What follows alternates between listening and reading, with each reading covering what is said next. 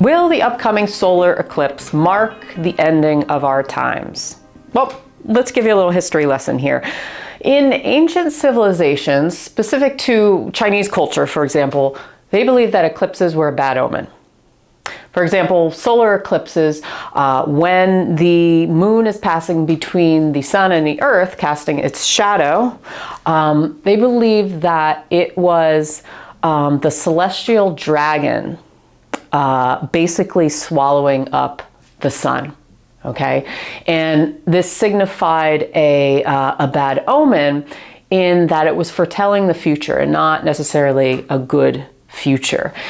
And the thing about, why they believe this was because of the two balancing forces in the world, yin and yang. Okay, yang is symbolic to the sun, yin is symbolic to the moon, and this is when yin or the moon takes over the sun, swallows it up, and we don't have that exuberant energy. So you can look at it this way. Yang is our connection to spirit, and so it not only signifies sun, heat, but also expansiveness, masculine energy, chi, life force, that kind of stuff. Whereas yin is more contractive, inward, represents darkness, cold, and this very reflective kind of state, as in the shadow.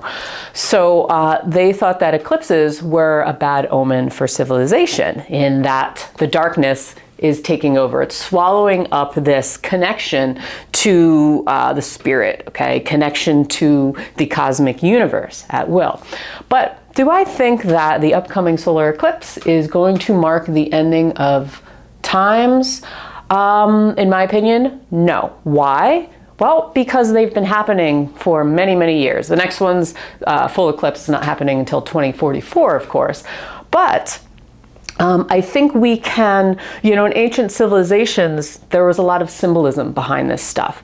And like with a lot of religions or a lot of, old belief systems and philosophies, they're talking in symbolism, right? They're talking in these belief structures where it's not always to be taken literally throughout the years.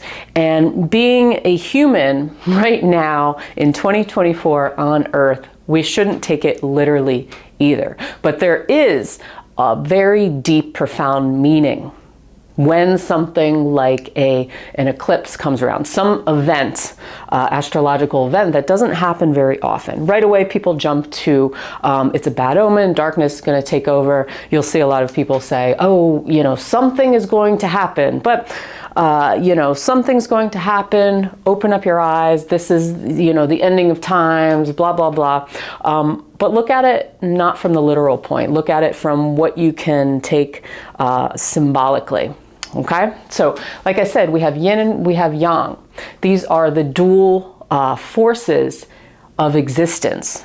They are opposite, yet they're complementary to each other. We can't have yin without yang. We can't have yang without yin, right?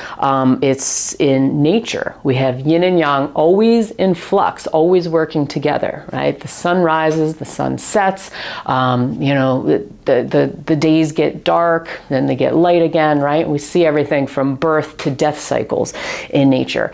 So if we look at something like the upcoming solar eclipse, we can find a lot of really profound symbolism within it. When the ancient civilizations were saying it's a bad omen, that darkness is going to take over, it's only because, and this is my opinion, when we're looking at yin and yang, okay? Yang is this exuberant, expansive force, this connection of all things, its warmth, its activity, all that kind of stuff. And yin, like I said, is going inward, it's the darkness. We can look at this from the duality within ourselves, because we have both yin and yang within just the human state. So you could look at it in eclipse where the shadow is taking over, even if it's for a couple minutes. It's like the yin is like earth, it's human, and the yang is the connection to source, our spirit, right, where there's no shadows. So if you look at the human, and the human has an ego, right, and the human has many shadows, it's almost like opening up the window to our shadows. And we've been seeing this so far. So people are not completely bonkers saying that stuff is happening or stuff's being unveiled. It's a good way symbolizing where we see people's shadows, human shadows coming out to the surface. And they may come out more during a season of an eclipse, right? We see things from political leaders to celebrities where there's shadows, there's things coming out onto the surface that aren't necessarily good or moral, right? We have seen this recently, very recently, where just the human ego for control, for power, for money, the dark side of the human starts to come out. So we can look at an eclipse, especially the upcoming eclipse, as a reminder that we have these shadows within. But don't think that, this yin state is necessarily bad, because what it's doing, it's allowing us to recognize and be aware of stuff that maybe we've had hidden within ourselves, within the world, that needs to be healed, that we haven't acknowledged, right? Or it may come out in inopportune times. So I think it's a really profound moment where we can really look at this. For example, yin is a more reflective inward state. So who's to say that darkness is necessarily a bad thing, right? We think, ooh, we're shutting out the sun, right? The shadows shutting out the sun, that's a bad thing. But it's not always a bad thing in that it's allowing us to reflect more. It's allowing us to go inside and actually bring out those pieces of ourselves that we have not acknowledged, those pieces of ourselves that we have not healed, those pieces of ourselves that we need to acknowledge in order to make the world a better place, in order to heal humanity. But it starts on the individual, and the individual having the awareness to do so. So when we're thinking of, solar eclipse, lunar eclipse, it's, don't look at it from the apocalyptic viewpoint that a lot of people are looking at it. Look at it more from the symbolic viewpoint of what you can pull out of it. Having this duality within yourself, having these two sides, because they're all out in nature. And, ancient civilizations also believe that what happens in the sky mirrors back to Earth. Okay, to what's happening on Earth, because we are part of the whole unit, right? We're not separate from it. But when we start picking out and we start unveiling, which an eclipse may do, right? Kind of thinning that layer of stuff, we start to see parts that we don't like, okay? But it's not about fighting with those things, or we see parts that we don't like or we don't like about other people, and then we end up projecting, or shadows just come to a head, right? It's almost like an illness or a rash or something coming to a head, like having a histamine reaction, okay? Just because those things are coming out doesn't mean it's a bad thing. It means that it's a transformative time.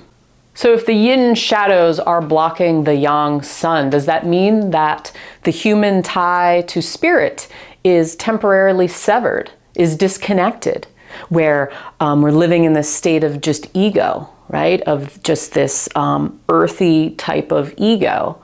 Well, maybe, but it's also giving us the power to recognize what that is, okay? And the fact that, eclipses happen, right? They happen, but then things go back to kind of this status quo in nature, right? So sometimes nature is super, super intelligent in that it gives us reminders, right? It has to give us reminders to kind of shock us a little bit, to wake us up to certain things, to open our eyes and make us really aware of our landscape.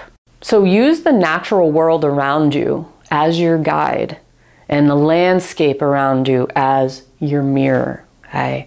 And I think, human beings will be more aware of stuff like that, rather than taking everything literally, which we like to do for shock value, entertainment value, you know, because it said this in a history book, or it said that, you know, darkness is going to come over, you know, humanity and stuff like that. But I think it's, like I said, just a reminder for us to look at that stuff, okay, that hasn't been healed, or look at that stuff that's now kind of popping up to the surface. And what do we do with it? What do we do with it? Do we just go, oh my God, this is happening? Do we just go, oh my God, you know, and start projecting things out to other people? Or do we take that information and we find something really, really profound in it, something really, really, that we can pick apart and learn from and find wisdom in, right? So don't always believe what a YouTube video says, mine included. You know, use your own intuition, be your own guide, all right? What do you feel it represents to you? And therefore, you have your answer. So anyway, I hope you found this video helpful. Let me know in the comments below what you think. Make sure you hit that like button, subscribe. I put out new videos every single week for you on all kinds of cool topics. And until next time, have a great day. Peace.